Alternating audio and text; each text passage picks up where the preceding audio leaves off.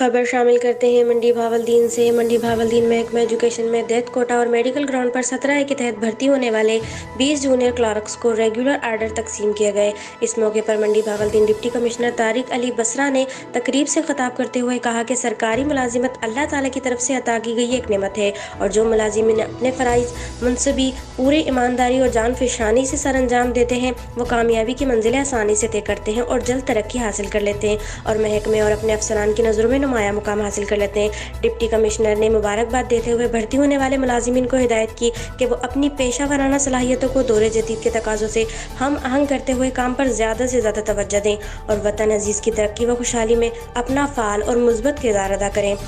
तारिक अली बसरा ने कहा कि हमें जो ओहदे दिए गए हैं और जिस कुर्सी पर हम बराजमान हैं ये अल्लाह ताला की तरफ से दी हुई अमानत है। अल्लाह की बेहतरी और आवाम को सरकारी सतह पर दी जाने वाली खिदमत में आसानी और शफाफियत लाकर इस ओहदे का हक अदा करना है।